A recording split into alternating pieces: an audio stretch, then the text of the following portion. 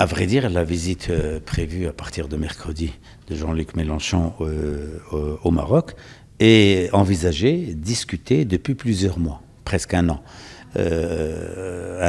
entre un particulier et trois personnes.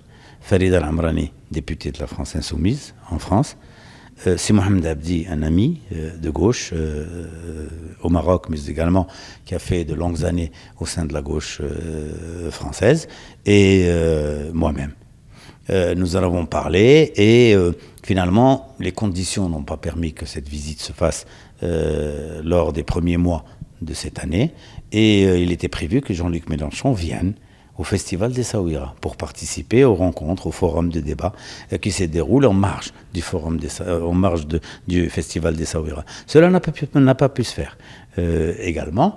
Et par contre, Farida Amran était présente à ce festival et moi-même j'y étais présent avec Si Mohamed Abdi. Nous avons rediscuté de cette éventualité. Il y avait également à ce moment-là notre ami Si Mohamed Zidour, qui est président du groupe d'amitié à la Chambre des conseillers France-Maroc.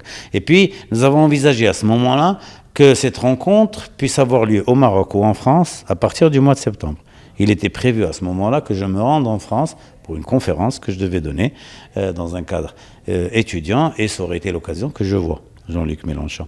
Je n'ai pas pu finalement me déplacer en France, et après le tremblement de terre, il y a eu la possibilité, avec le livre qu'a sorti Jean-Luc Mélenchon sur des problématiques nouvelles, notamment la voie écologique et la problématique de l'eau. Le Maroc est particulièrement concerné par cette problématique. Eh bien, l'idée a été relancée. Et nous avons adressé à ce moment-là une invitation en tant que PPS à Jean-Luc Mélenchon pour qu'il puisse se rendre au Maroc. Donc vous le voyez, la contextualisation est la suivante. Elle n'a rien à voir avec les problèmes qu'il y a entre le Maroc et la France à d'autres niveaux. Elle n'a rien à voir avec cette attitude absolument inacceptable, honteuse de la part de certains milieux médiatiques, voire de certains milieux politiques français.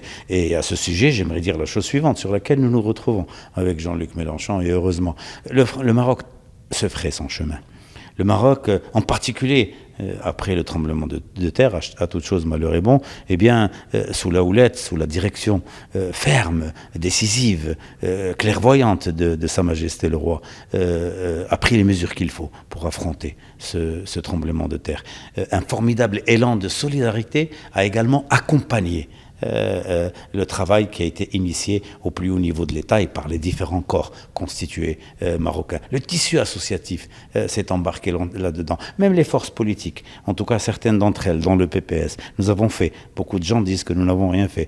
Nous nous sommes déplacés, nous avons été sur les lieux, nous avons participé aux chaînes de solidarité, nous avons envoyé, et nos militants, et ce qu'on a pu envoyer comme matières diverses pour soutenir les populations, plus nos élus qui sont sur place. Nous avons 6 présidentes communes dans la province de l'Haouz, par exemple, qui ont fait également un travail admirable. Eh bien, un pays qui est capable de réussir ce challenge, un pays qui est capable d'être aussi uni, un pays qui est capable de remporter les plus grands défis, les plus grands enjeux, n'a pas besoin de continuer de regarder comment réagit la France sur n'importe laquelle de nos initiatives. Je crois qu'il faut savoir s'orienter vers nos préoccupations, et ces milieux français devront comprendre un jour ou l'autre que le Maroc est un pays souverain, indépendant, et qu'il n'a besoin de personne.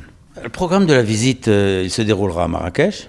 D'abord, avec une rencontre avec les présidents. Ensuite, certains présidents de communes, plus des présidents d'associations. Le lendemain, il sera présent, qui est le jeudi, il sera présent à Casablanca, où il visitera un centre social dirigé par Si Mohamed Barrada, qui a eu l'extrême amabilité de lui faire visiter ce centre, mais également de l'accueillir au sein de la fondation Links, qui est au sein de l'université Hassan II. Peut-être même que c'est toute l'université qui va l'accueillir pour une conférence autour de son livre, le livre de Jean-Luc Mélenchon. Par la suite, il aura l'occasion, je pense, de visiter certains monuments dont la la mosquée Hassan II. À Rabat, nous l'accueillerons le vendredi, où il donnera probablement également une conférence à l'université Mohammed V, toujours sur le livre. Et ensuite, il sera reçu au PPS, au siège du PPS. Il sera probablement reçu aussi au siège du Parti de l'Istiqlal par mon ami Nizar Baraka.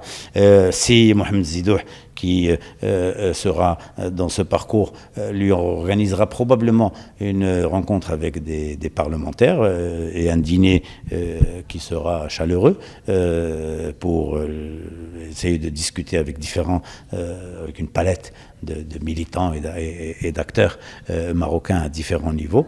Le lendemain, il doit se rendre à Tanger où son activité sera probablement d'ordre privé. Voilà.